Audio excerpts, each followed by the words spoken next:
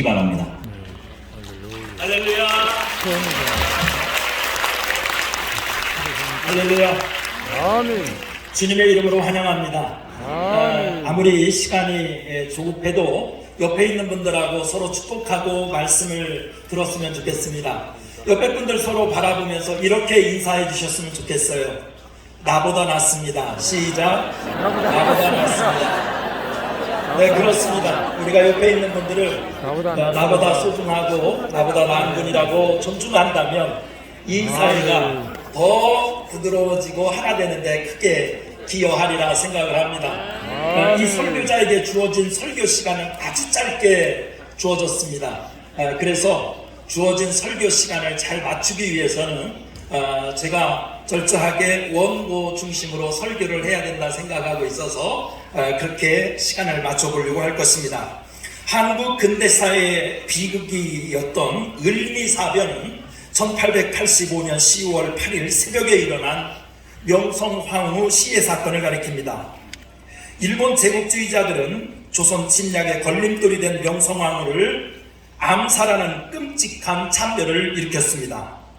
궁궐에 난입한 일본의 자객들은 국모를 처참하게 시해하는 것도 모자라 황후를 이불에 돌돌 말아 석유를 붓고 불태우기까지 하였습니다. 기울어가는 나라, 그 슬픈 나라의 국모는 이렇게 비참하게 돌아가셨습니다. 그렇게 명성황후가 시해되는 날 밤, 고종 황제는 신하는 물론이고 누구 하나 믿을 사람이 없었습니다.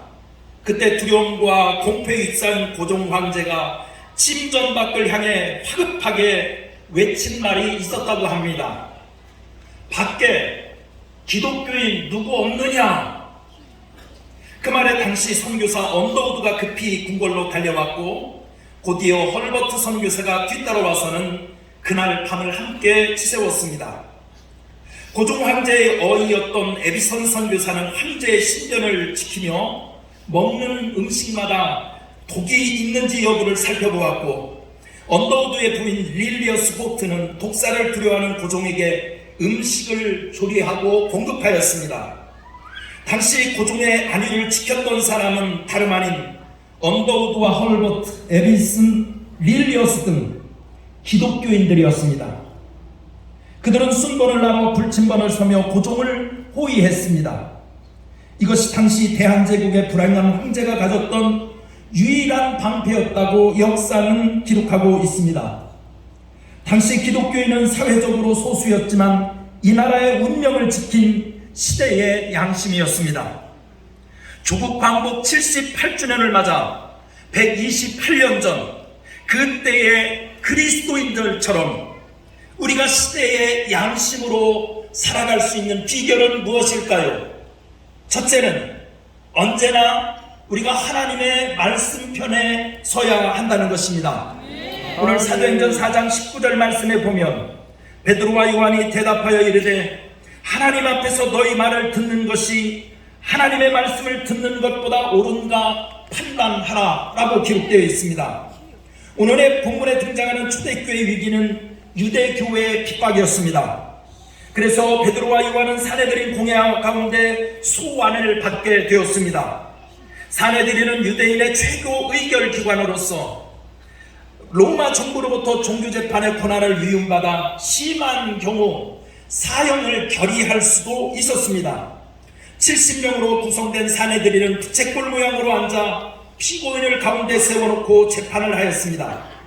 예수님을 십자가에 못 박기를 결의한 곳도 이곳이었기에 그 제자들이 피고의 자리에 선다는 것은 여간 두려운 공포의 자리가 아니었을 것입니다.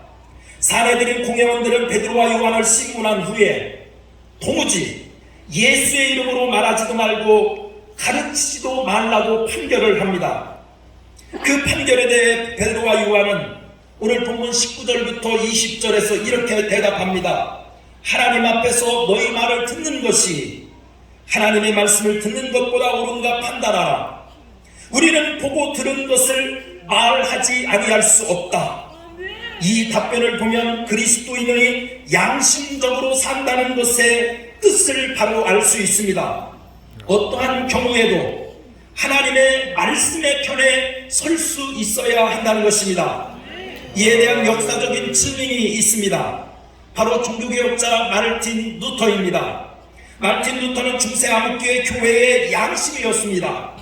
그가 활동하던 1517년경 중세 가톨릭 교회는 하나님의 은혜를 돈으로 살 수 있다는 면죄부를 팔기 시작했습니다. 루터는 분노하기 시작했고 수많은 고민과 기도 끝에 드디어 1517년 10월 31일에 중세교회의 잘못의 가르침을 반박하는 95개조 반박문을 비텐베르그 교회 정문에 붙였습니다. 그 때문에 교황청의 미움을 받아 결국 루터는 이단으로 정죄되었고 교회로부터 파면을 당했으며 1521년 보름스에서 열린 제국회의에 소환되었습니다. 황제와 사절들 앞에서 교황청 특사는 루터의 모든 저술들과 주장들을 철회할 것을 명령하였습니다. 그때 그가 마지막 했던 자기 변론의 말은 이것이었습니다. 나는 성경과 하나님의 말씀에 사로잡힌 양심으로 그 어떤 것도 취소할 수 없고 하지도 않을 것입니다. 왜냐하면 그것은 나의 신앙 양심에 반하는 것이기 때문입니다. 그리고 루터는 마지막으로 이렇게 기도했습니다. 내가 여기 서 있습니다. 나는 아무것도 할 수 없습니다. 하나님 나를 도와주시옵소서. 오직 말씀의 편에 섰던 루터의 양심이 중세의 암흑을 걷어내고 타락한 교회를 건졌던 것입니다. 현재 대한민국에는 국회를 유시한 각계각층의 기독교인들이 다수 포진하고 있지만 그들이 언제나 하나님의 말씀에 서는지는 의구심이 듭니다. 이념과 정당에 앞서 하나님의 말씀의 편에 서는 용기가 필요합니다. 지금은 이 땅에서 살아가는 그리스도인들이 오직 하나님의 말씀의 편에 서야 할 때입니다. 성경의 가치를 훼손하는 세속적인 물결에 대해서는 결연히 아니라고 저항할 수 있어야 합니다. 예수님은 마태복음 7장 24절에서 나의 이 말을 듣고 행하는 자는 그 집을 반석 위에 지은 지혜로운 사람 같다고 하셨습니다. 그 말씀을 부여잡고 하루하루 살아간다면 하나님은 다시 한번 우리 이 땅에 사는 그리스도인들로 하여금 대한민국을 지킬 수 있는 시대의 양심으로 써 주실 것입니다. 두 번째, 우리가 이 시대의 양심이 되려면 언제나 약자의 편에 서라는 것입니다. 오늘 사도행전 4장 9절 말씀에 보면 만일 병자에게 행한 착한 일에 대하여 이 사람이 어떻게 구원을 받았느냐고 오늘 우리에게 질문한다면 너희와 모든 이스라엘 백성들은 알라. 너희가 십자가에 못 박고 하나님이 죽은 자 가운데서 살리신 나사렛 예수 그리스도의 이름으로 이 사람이 건강하게 되어 너희 앞에 섰느니라고 기록하고 있습니다. 예수님이 부활 승천한 후 오순절에 이르러 제자들이 성령 강림을 받자 그들은 변했습니다. 베드로가 설교할 때 3,000명이 회개하는 역사가 일어났으며 베드로 요한은 날 때부터 걷지 못하는 장애인을 위하여 기도할 때 그 장애인이 벌떡 일어나 걷는 기적이 일어나기도 했습니다. 제자들의 능력 있는 사역에 힘입어 예루살렘에 예수 믿는 자들이 많아지자 예수님을 십자가에 못 박았던 주체 세력이었던 사내들인 공회는 당황해서 베드로와 요한을 다시 사내들인 공회로 소환하였던 것입니다. 그리고 본문 7절에서 사내들인 공회는 두 사도들에게 무슨 권세와 누구의 이름으로 안진뱅이를 고쳤냐고 공박합니다. 제자들은 예루살렘 성전에서 아무런 직책이 없었기에 베드로와 요한이 성전 영내에서 종교 행위를 인도하는 것은 성전 질서를 무너뜨리는 것으로 그들은 본 것입니다. 하지만 이 사건에서 중요하게 보아야 할 것은 베드로의 마음입니다. 오순절에 성령 강림을 체험하자 그의 마음에 예수님이 들어와 계셨습니다. 그래서 장애인의 구원을 지나칠 수 없었습니다. 그래서 베드로는 구걸하는 그 장애인을 향하여 은과 금은 내게 없거니와 내게 있는 것으로 내게 주노니 곧 나사렛 예수 이름으로 일어나 걸어라 라고 하며 그의 손을 잡아 일으켰을 때 큰 기적이 일어나게 되었던 것입니다. 이 사건은 양심적으로 산다는 것이 무엇인지에 대해서 중요한 원칙을 가르쳐주고 있습니다. 양심적으로 산다는 것은 우리의 가슴에 예수 그리스도의 사랑을 가득 품고 그 사랑에 근거해서 약자들의 편에 설 수 있어야 한다는 것입니다. 예수님은 말씀이 육신이 되신 분입니다. 하나님의 아들은 죄인의 편에 서기 위해서, 이 세상의 약자들의 편에 서주기 위해서 이 땅에 오셨던 것입니다. 그렇기에 우리가 예수를 따른다는 것은 언제나 예수님처럼 가난하고 힘없는 소수와 약자의 편에 설 수 있어야 한다는 뜻입니다. 그리스도인은 언제나 성경이 말하는 약자의 편에 설 수 있어야 행동하는 양심이요 시대를 구원할 진정한 이정표가 될 수 있는 것입니다. 그 청년 바보 의사라는 책이 있습니다. 2006년 1월 33세의 나이로 세상을 떠난 고려대학병원 의사였던 안수연 형제에 대한 일대기가 그려진 책입니다. 그는 환자들을 치료하다가 유행성 출혈열에 감염되어서 갑자기 세상을 떠나게 되었습니다. 그는 영락교회 청년부 출신이었기에 영락교회에서 장례식이 치러졌습니다.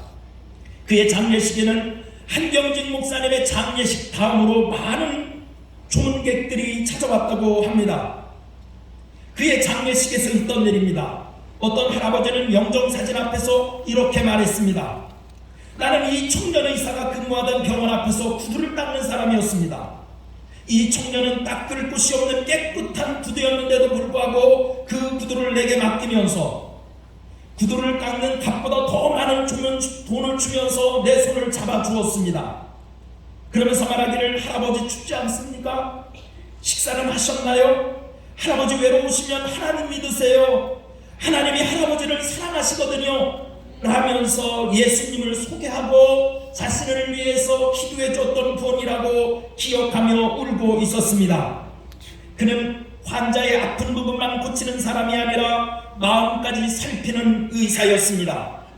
병원 파업이 일어날 때였습니다. 그는 의사가 환자 곁을 떠날 수 없다고 다른 동료들의 따돌림을 당하면서까지도 환자들의 곁을 지켜보았던 바보 의사였습니다. 예수님의 사랑을 실천하라는 그의 삶이야말로 우리 시대가 인정한 진정한 양심이었습니다. 양천구의 모든 기독교인들이 부디 이렇게 살기를 간절히 소망합니다. 삶의 끝에서는 얼마나 오래 살았느냐, 그게 중요한 것이 아니라 어떻게 살았느냐가 중요할 것입니다. 참된 그리스도인은 무엇이 되느냐보다 어떻게 사느냐가 더 중요합니다. 정치를 하든지 사업을 하든지 예술을 하든지 목회를 하든지 무엇을 하든지 우리 그리스도인의 양심을 가지고 살아야 합니다. 지금 우리 시대는 대중을 현혹하고 반대팔을 꺾을 수 있는 멋진 논리로 무장한 가짜 양심이 팔을 치고 있습니다. 우리 사회가 진짜로 더 나은 세상이 되려면 권력투쟁에 치심하지 말고 양심투쟁에 나서야 합니다. 그것이 그리스도인들이 가져야 할 사회의식입니다. 지금 지구는 갈등과 전쟁, 빈곤과 불평등, 기후변화와 환경위기에 직면해 있습니다. 이런 세상에서 그리스도인은 세상이 필요로 하는 양심이 되어야 합니다. 저는 지난 8월 3일 목요일날 양천구청에서 8월에 8.15성의 준비를 위한 조찬 간담회에 참석했었습니다. 1부가 끝나고 2부 지하실에서 식사를 할 때 곁에 앉으셨던 우리 교계 선배 목사님이 이런 유머를 하셨습니다. 세상에서 제일 어려운 일 5가지가 있는데 그 5가지가 무엇인지 아냐고 물으셨습니다. 제가 선뜻 대답을 못하자 그 선배 목사님이 세상에서 가장 어렵다는 일 5가지를 열거하기 시작했습니다. 첫째는 내 생각을 남의 머리에 넣는 일이 제일 힘들고, 두 번째는 남의 돈을 내 주머니에 넣는 일이 제일 힘든 일이라고 합니다. 셋째는 뭐라고 했는데 까먹었습니다. 넷째는 중의 머리에 피를 꽂는 것이랍니다. 그리고 5째는 목사 3명 모아놓고 하나 되라는 말이 제일 어려운 일이라고 한답니다. 연합하고 하나가 되는 일이 얼마나 힘든 것인지를 시사하고 있습니다. 연합하려면 손해봐야 하며 불편해지거나 지는 것이라는 생각을 대부분 사람들이 가지고 있습니다. 그러나 그것은 미신입니다. 연합하고 하나 되면 행복하고 번성하며 마침내 비상할 수 있습니다. 그래서 우리 사회가 하나 되어야 하고 우리 대한민국이 하나 되어야 하고 교회가 연합해야 하는 것입니다. 일제강점기를 거치면서 피폐해진 이 나라는 광복 78년 만에 세계에서도 자랑스러운 대한민국을 이루었습니다. 그토록 부러워하던 일본을 누르고 전자공업이 세계에서 제일 발전한 나라가 바로 대한민국입니다. 특히 반도체는 물론이고 가전제품 세계 판매 40%를 차지하고 있습니다. 초대형 선박을 만드는 기술은 세계에서 최고입니다. 10만 톤급 이상의 초대형 선박 70% 이상이 대한민국에서 만들고 있습니다. 뿐만 아닙니다. 자동차 생산은 세계 5위이고 교육제도와 사회복지제도도 이제는 우리가 부러웠던 선진국 못지않은 시스템을 갖추고 있습니다. K-팝으로 대표되는 문화예술은 세계인의 사랑을 받고 있습니다. 의료 제도와 의학기술 또한 세계 최고 수준이어서 세계인들이 의료 관광을 올 정도입니다. 하지만 여기에 만족하지 않고 세계 속의 위대한 대한민국을 이루려고 하면 이 땅을 살아가는 사람들의 마음에 양심이 살아 있어야 합니다. 양심의 기준도 시대에 따라 변했습니다. 그러나 시대가 변해도 영원히 변치 않는 양심은 언제나 하나님의 말씀에 편에 서는 것, 그리고 예수의 사랑으로 약한 자, 가난한 자들의 편에 서서 그 사랑을 실천하는 것입니다. 양천구의 그리스도인들이여, 우리가 시대의 양심이 됩시다. 특별히 나라를 위하여 기도하는 그리스도인들이 될 수 있기를 소망합니다. 그리고 남북 화해와 통일을 위해서도 헌신할 수 있는 그리스도인이 되어야겠습니다. 우리가 여야 정치인들이 희망이 넘치는 바른 정치를 할 수 있도록 응원도 할 수 있어야겠습니다. 마침내 그리하여 양천구의 모든 교회가 바른 믿음으로 연합하여 우리 사회를 살리고 우리 사는 양천을 행복하게 할 수 있는 소중한 하나님의 자녀들이 되기를 간절히 축원합니다. 감사합니다.